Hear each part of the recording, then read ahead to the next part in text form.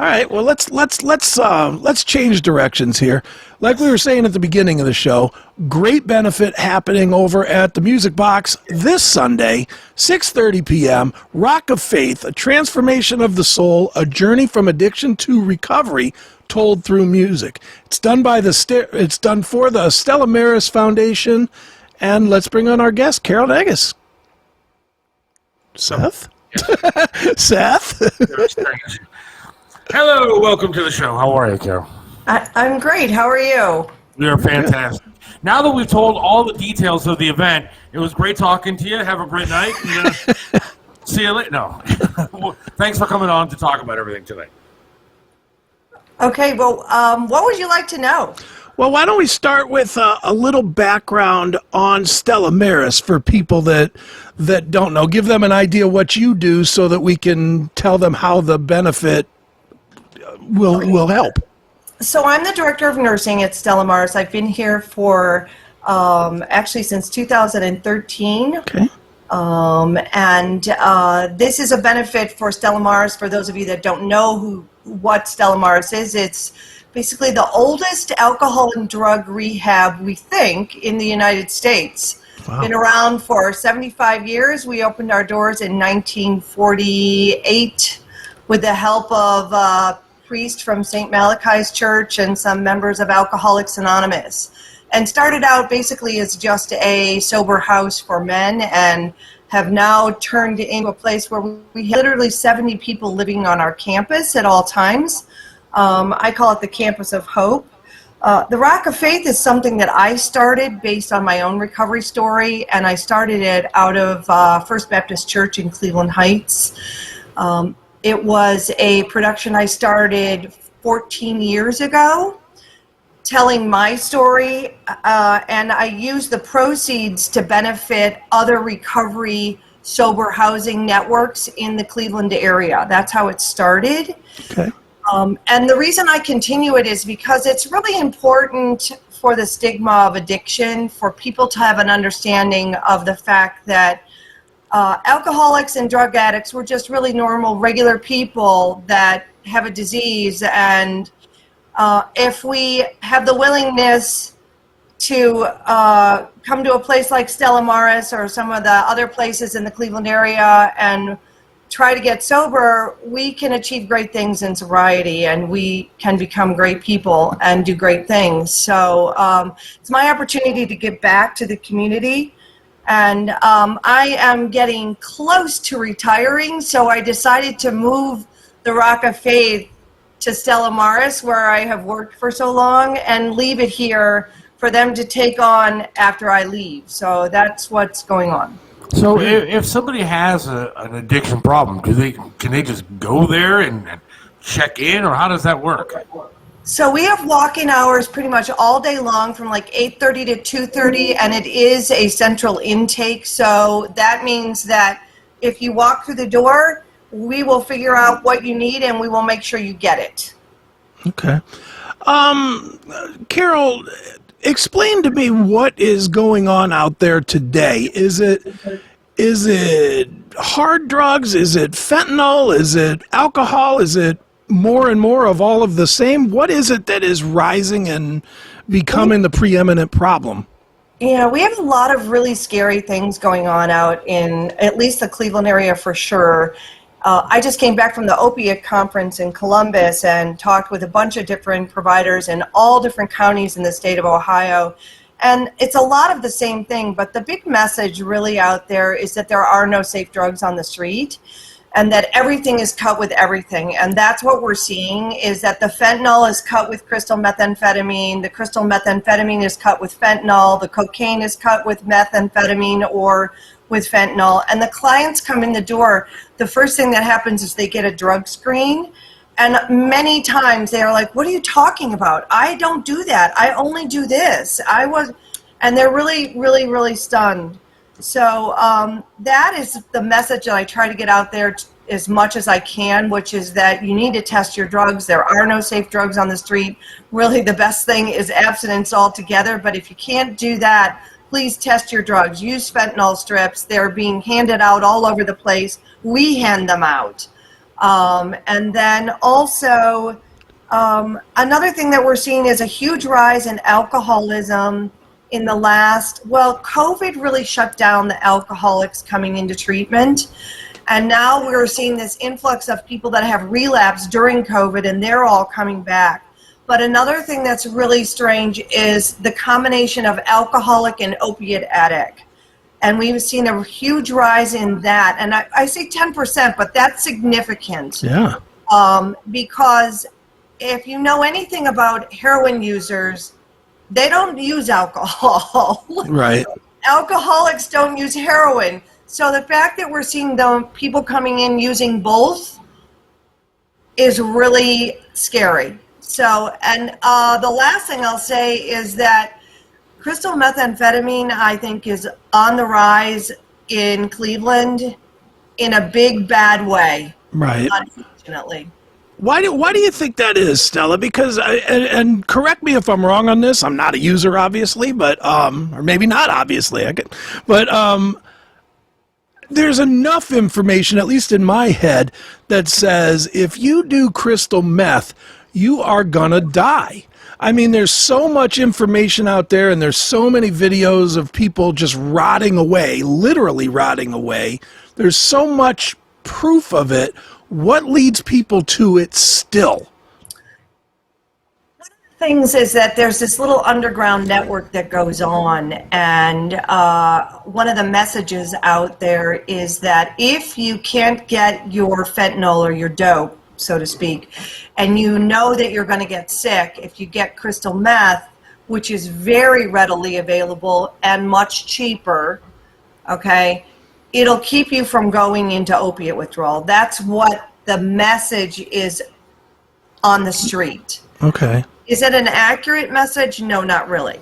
Also, the profit margin for crystal methamphetamine is much higher than it is for fentanyl.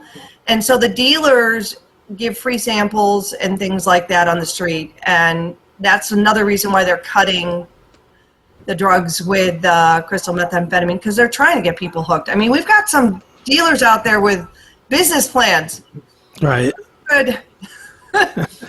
Do you think?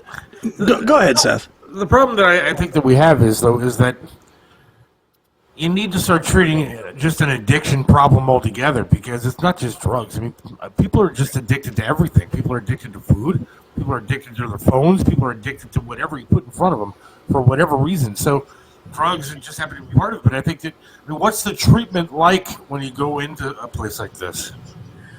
So we are one of the only places that has every level of care.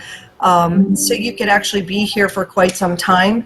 But you start off with detox, which is 7 to 10 days, and that varies depending on the drugs that you're using and what your withdrawal process is, because today we basically are looking at things very individually, and everybody is different. Somebody might need 10 days for detox, somebody else might need 4 or 5, so it depends on how sick you are. That's the first thing. And then you can step down into a partial hospitalization program, which is 5 days a week, all day, or you could step into our men's residential program. We have the benefit of having a lot of housing on our campus because we have a 46-bed men's supportive housing, and those men live and go to treatment while they're here. So a person can go to detox, then to the men's residential, and then to the dorm, and end up being here for probably close to 6 months. I think the best treatment for addiction and recovery is time, because you need time for the brain to heal, and you need constant reinforcement, and you need structure, and you need people around you that are supporting what you're trying to do. For the women, we also have 18 women's beds, but we don't have a women's residential program yet. We just are in the process of renovating the old Matt Talbot building in Tremont, and that will be a 35-bed all-gender residential program. So in the next 12 months, that will be opening up as well. So what works for Stella Maris and what we believe is the fact that we create our own community here. Okay. And it's a community of recovery. The dorms, the men and women's dorms work what's called a therapeutic community, which means that they are self-governing. They elect their own officers, and they have jobs on the campus. They take care of the campus. It's their campus. They work in the kitchen. They do those things. And, if you're a guy that comes along and you're not pulling your weight, then you're going to get what's called you're going to have an encounter with the community, and the community may give you what's called an LE, which is a learning experience, and that could be an essay on why it's important to be on time and accountable, or it could be extra chores, whichever.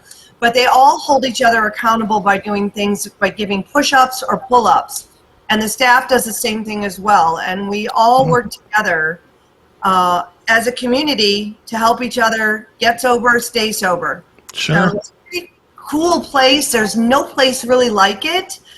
If you want to come and just walk across our campus and visit, we'd love to have you, because people feel the vibe as soon as they're here. Okay, excellent. Where's it located? It is basically right on the west bank of the Flats, right up the street from the aquarium. And you'll see our blue awnings as you're coming down East Washington Street. Just let us know you're coming. We'd love to take you for a tour. You'll see the clients and the staff eating lunch together out at the picnic tables in the summertime. It's really a great place. Sure. Now, Carole, let me ask you this. We've all heard the saying of, you got to admit to having a problem before you can treat having a problem, or, some semblance of that statement. Do you find that is one of the hardest things to get people to come to you and work on? Because, anybody I've ever known, including myself, I used to drink like a fish, I'll admit it, and I've found my own way to clean up. But when I was doing that, there was always a reason. It wasn't that I was addicted to alcohol. It was, I don't have enough money. My marriage is going to hell. My bills aren't paid. There was always a reason. Do you find that stops people from coming and getting the help they truly need from a place like Stella Maris? That's really the disease of addiction that you just described, which is that denial that happens. And it's amazing to me how one day I could be in total denial, and then the very next day it was clear as day to me what was going on. And I really do believe that when the pain gets bad enough, that's when somebody is willing to make a change. And that's what drives recovery. I like to allow somebody that comes in here, stays for 2 days, leaves, and then wants to come back 2 days later. I let them come back. Okay. Because that might be what we call the window of opportunity for that person, and it might be just what propels them. And maybe then they're going to start to see it. If I had a magic pill that I could give people so that they could have that moment of clarity, I would do it in a heartbeat. But there is no rhyme or reason to it. Right, because what you described is exactly what goes on. It's excuse after excuse after excuse why you can't do it, and then all of a sudden you're willing to do it. So I guess we can give them knowledge, we can give them example, we can show them what good sobriety looks like, and hope that they'll want what we have. Right. That's what I was going to ask you. Is that how difficult is it to keep people in the program? I mean, are people coming and going on a constant basis? Well, the detox facility has about a 68% completion rate, which means that they complete. And of those 68% that complete, about 85% of them go on to the next level of care, that is remarkably high. We have about a 65 to 70% completion rate in our IOP and supportive housing programs. It might even be higher than that. It might be more like 72. But everyone that goes through all of our programming, they all leave with a place to live and a job, because that's what we do. That's what some of the things that we work on while they're here. is getting them back out into the community. Many of the people that come here are homeless when they get to the front door, because Stella Maris tends to be the last stop. Okay. For Certainly. a lot of people. And we've always served the underserved. That's what we do here. That's been our reputation forever. It's still our reputation today. So if you walk through the door, you don't have insurance, you don't have a shirt on the back, we're going to figure it out. That's excellent. Well, Carole, let's transition to, we've talked about addiction. Let's talk about how our viewers and listeners can help this weekend. Tell us about the Rock of Faith concert. Tell us what they can expect and what time they should get there, and what will be going on. Okay, so the Rock of Faith concert, the doors open at 4:30. You can come and grab a bite to eat because the Music Box has a great menu. Yeah. So you can grab a bite to eat, and then the concert starts at 6:30. We will have a mocktail bar because this is a sober event with a lot of sober people attending the event. And many of those people are clients from that are in treatment now, or volunteers that have helped along Stella Maris. There will be a little bit of an auction going on, but basically what we do is we tell the story of addiction, we use rock music to do it, and I tell somebody's story. So I will be narrating the story for you, and we put music to it. What you can do is show up, fill the room up, clap for us, and there's about 7 people that are either alumni of Stella Maris or in recovery right now performing with my band. So it's pretty cool. That was the best thing I did, bringing this event to Stella Maris and including the clients. Yeah, that's now how old is the event? How many years have you done it? 14 years. Oh, wow. That's great. That's really great. Well, tell us one more time all about the event, the date, where, all that stuff, so that people are very well aware where they should be on Sunday. It is June 9th at the Music Box Supper Club, which is right down in the Flats, right down there by Shooters and Improv over there.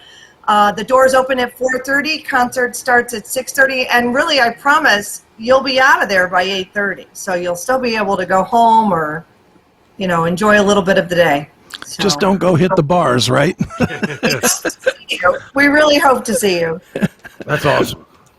Thank you for coming on tonight. We appreciate it.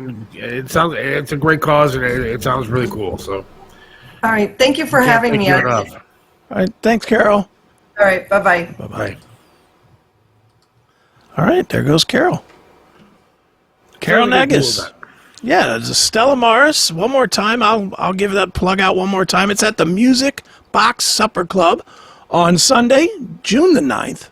Doors at 4:30. Showtime is 6:30.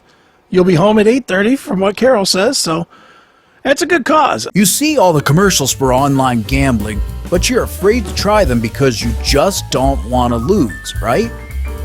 Well, play with the house's money. Right now, sign up with FanDuel at fanduel.cnspn.com and get $15 of free bets just for using our link. Sign up today at fanduel.cmspn.com and get $15 worth of bets on FanDuel. Be responsible and play today. FanDuel.